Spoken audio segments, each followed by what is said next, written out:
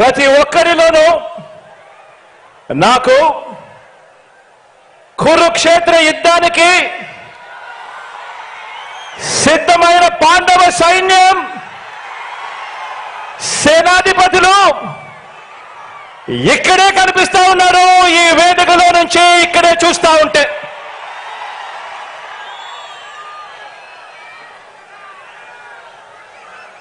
ఇక్కడ పాండవ సైన్యం కనిపిస్తా ఉంటే అక్కడ కౌరవ సైన్యం ఉంది. వారి సైన్యంలో దుష్ట చతుష్టయం ఉంది, గజదంగల ముఠా ఉంది. వాళ్లకు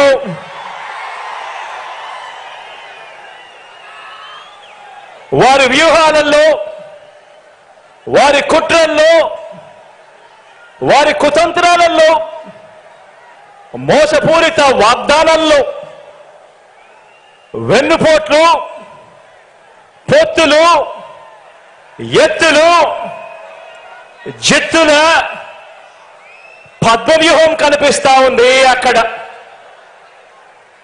కానీ పద్మవ్యూహంలో చిక్కుకొని వారి బాణాలకు బలైపోవడానికి ఇక్కడ ఉన్నది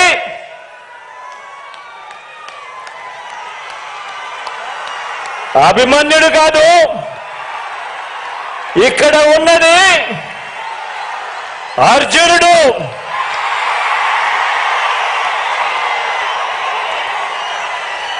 ఆ అర్జునుడికి తోడు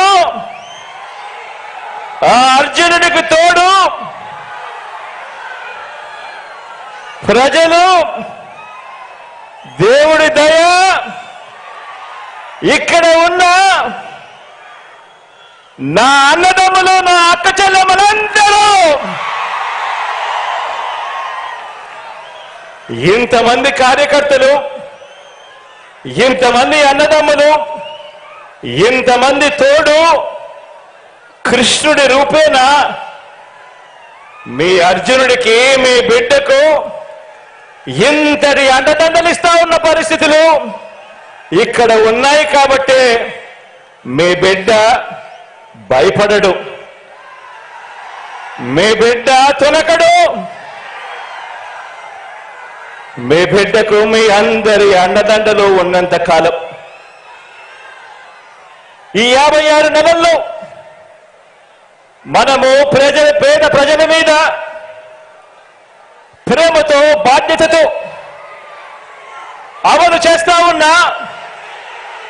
ఆ పథకాలు, ఆ స్కీములే మనకు బాణాలు, మనకు వస్త్రాలు. ఈ యుద్ధంలో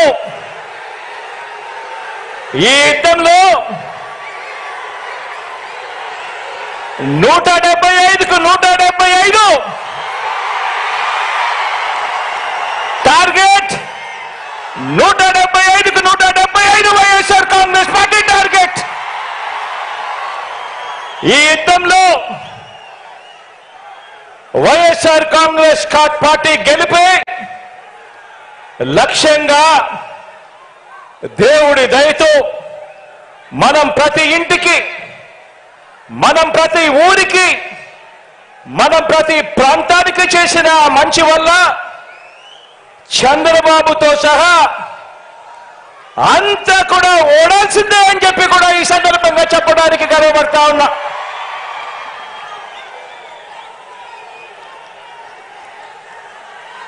మనకు అంతటి గొప్ప విజయాన్ని అందించే అంశాలేమిటో మీ అందరితో కూడా పంచుకునేందుకు ఇక్కడ ఈ భీముని పట్నంలో ఈరోజు సమావేశమయ్యాం. ఇక్కడ అందరం కూడా ఈ సమావేశం 2024 ఎన్నికల్లో మన పార్టీ జైత్ర యాత్రకు